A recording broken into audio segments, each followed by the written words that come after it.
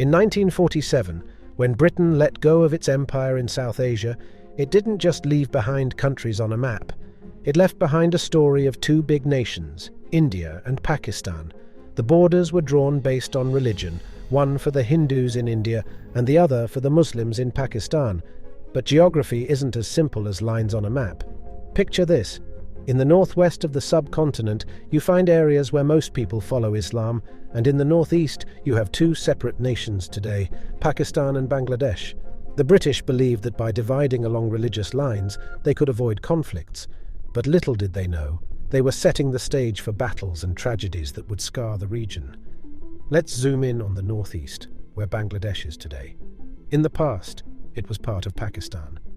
But things took a dark turn during the Liberation War in 1971.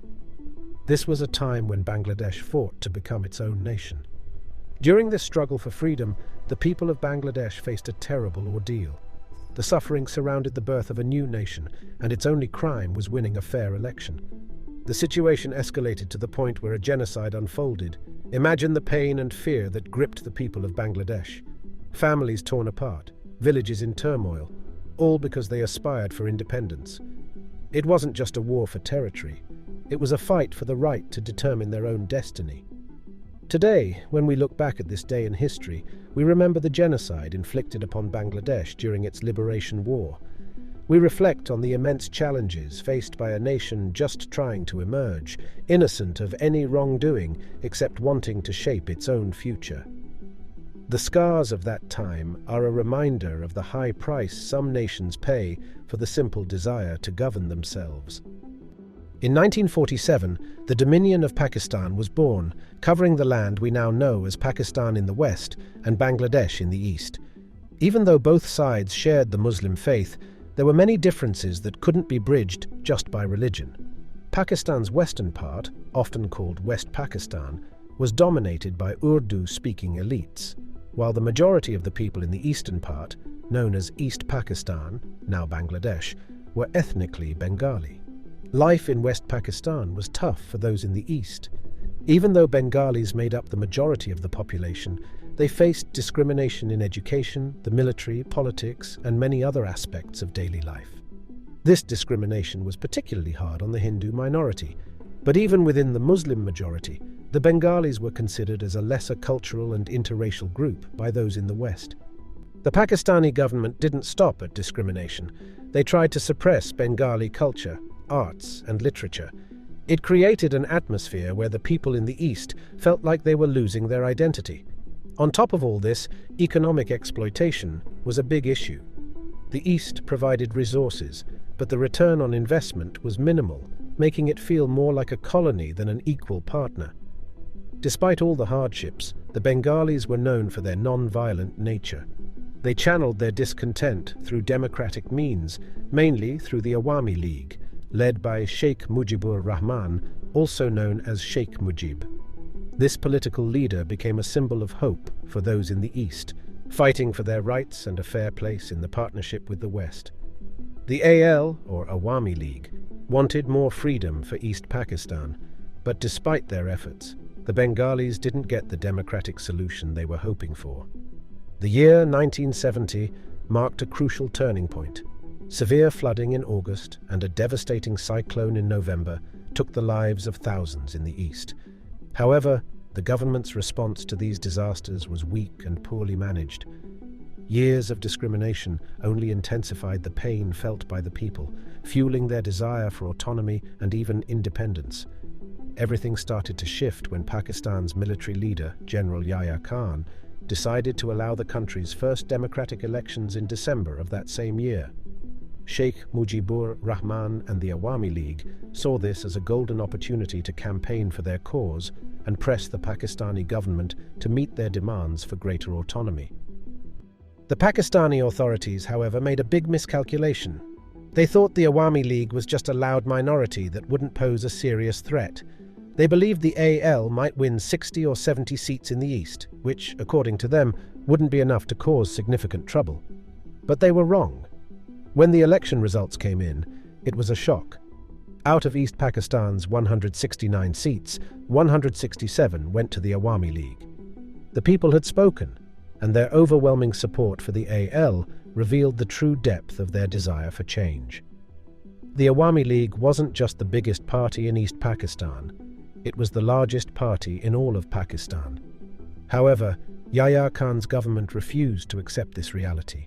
They favored another party, the Pakistan People's Party led by Zulfikar Ali Bhutto. Bhutto, not willing to acknowledge his rival's victory, went to extreme lengths by famously threatening to break the legs of any official who recognized Mujib's triumph. In early 1971, Yahya Khan, Bhutto and Mujib tried to negotiate a solution to the crisis, but the talks went nowhere. It became evident that the Pakistani authorities were not willing to let the Awami League carry out their democratic mandates. By March 1971, Yahya Khan blocked the Awami League from forming the new government. In response, Sheikh Mujib and the AL called for a general strike across East Pakistan.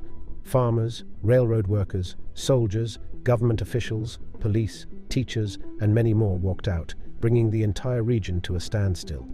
Despite efforts to negotiate, Pakistan decided that the only way to handle the crisis was through force. Throughout March, Yahya Khan secretly moved thousands of soldiers into East Pakistan, preparing for a military solution. General Tika Khan, already known as the Butcher of Balochistan for his harsh actions in another region, was given the task by Yahya Khan. The belief was that overwhelming military force would crush the Bengali nationalists and bring the rest into submission. The stage was set for a tragic and violent chapter in the history of East Pakistan. He said, "Kill 3 million and the rest will eat out of our hands," declared a chilling plan. On the night of March 25th, Yahya Khan initiated Operation Searchlight. It was a massive, coordinated strike on nearly every major city in East Pakistan. Pakistani troops aimed at Awami League leaders, civil officials, police, intellectuals, academics, and anyone seen as part of the leadership class in the independence movement. One of the most infamous attacks happened at Dhaka University. The Pakistani authorities sought to eliminate the academics and students of Bangladesh's premier university, aiming to strip the people of potential leaders. Troops entered the campus, room by room, dormitory by dormitory, rounding up teachers and students. They marched them into the open and executed them. In a single night, at least 10 teachers and 100 students fell victim to this brutal massacre. Some students were even forced to dig graves for the victims before meeting the same tragic fate. This was just the beginning of the genocide.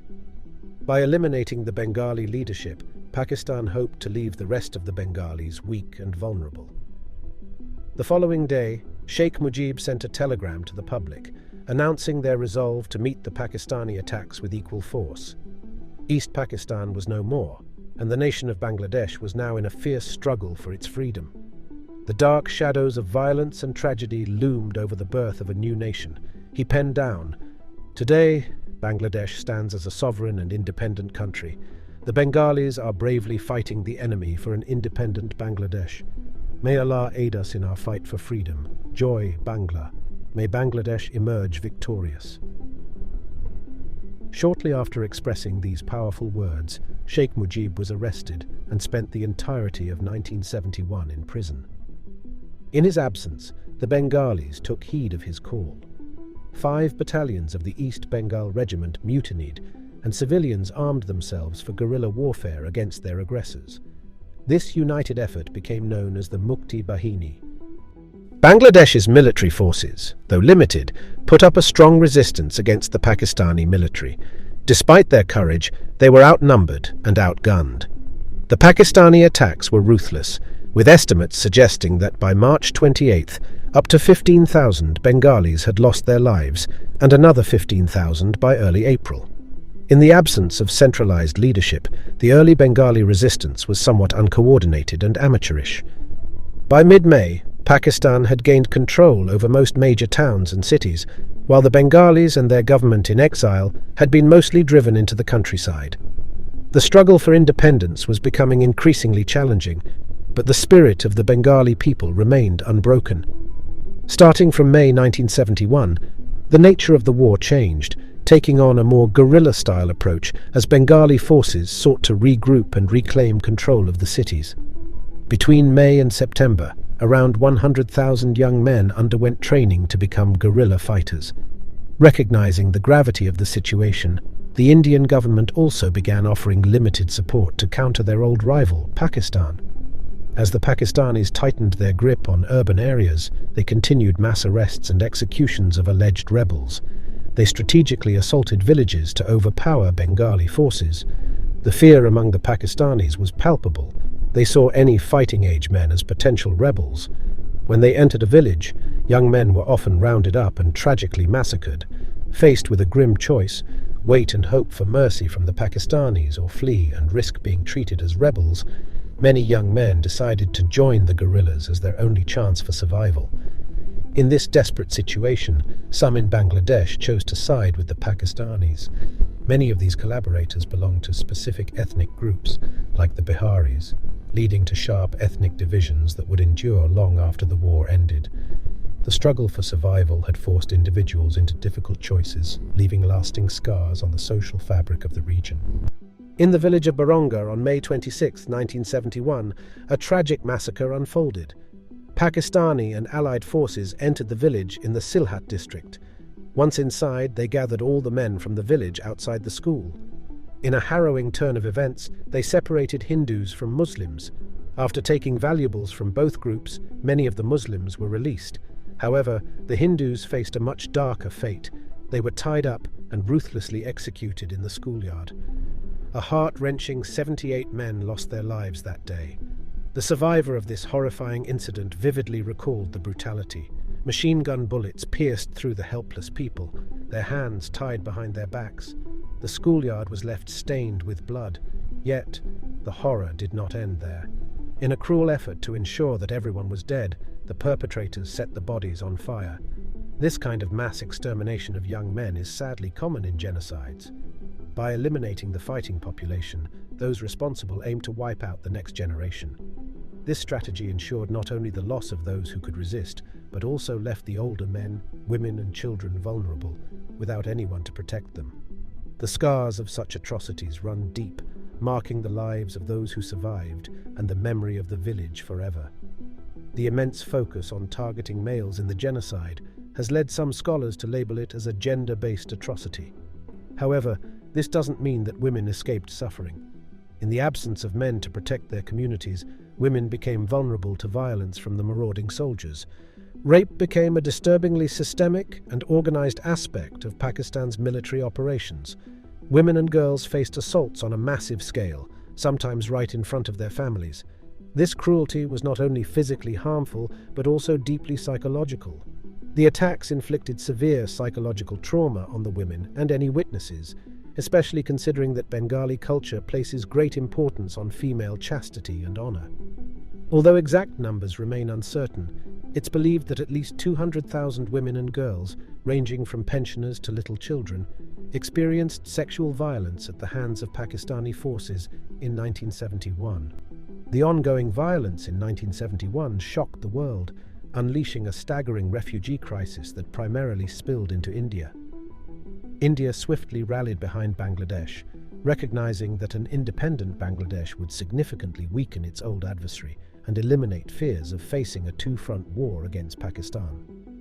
The crisis reached unprecedented proportions as around 10 million Bengali refugees, mostly Hindu, poured into India.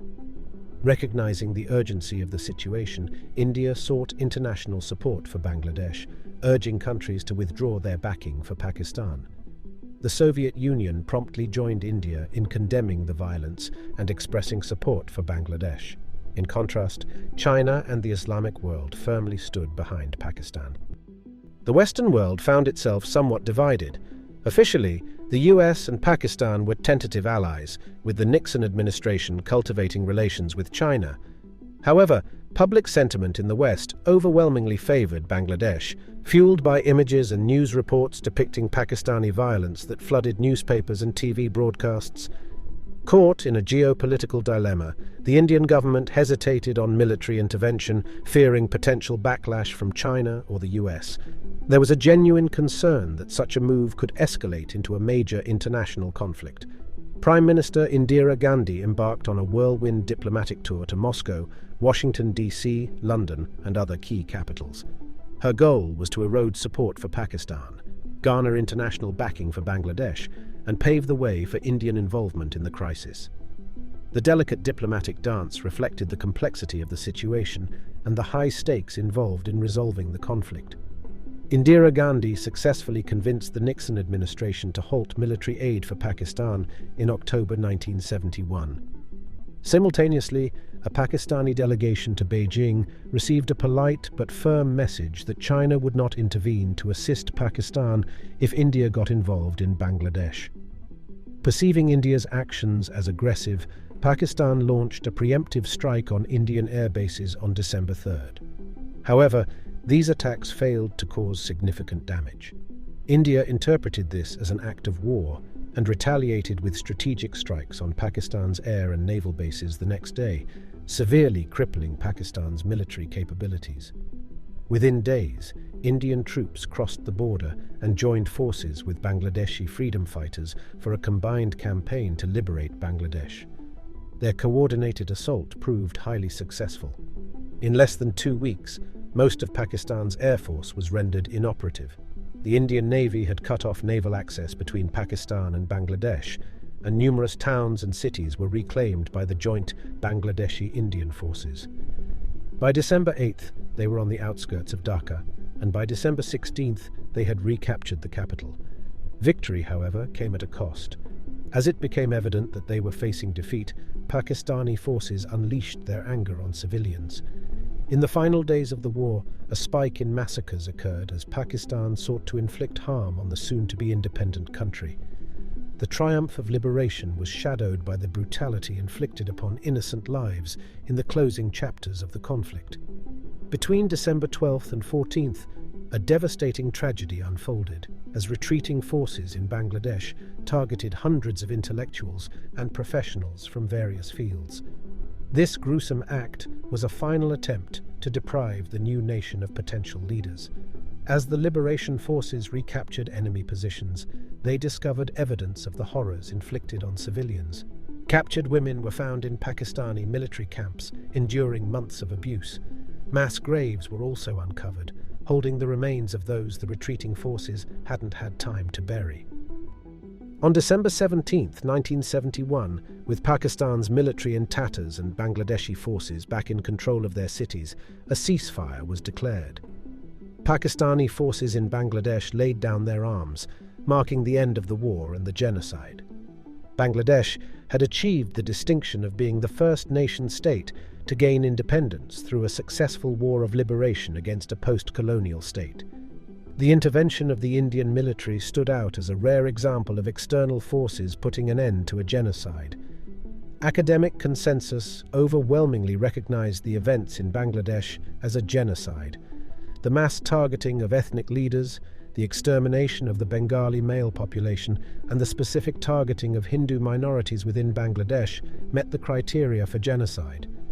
The death toll from the war and the accompanying genocide varies among historians, ranging from 300,000 to 500,000.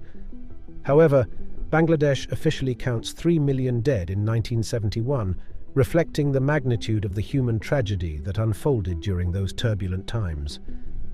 The aftermath of the genocide left a profound impact, with 40 million people displaced and millions more enduring injuries or sexual abuse.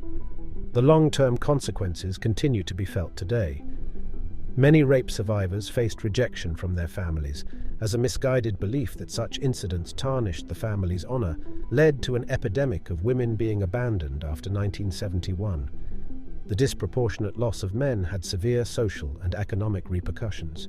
Essential jobs remained undone, prompting women to enter the workforce to compensate for the shortfall.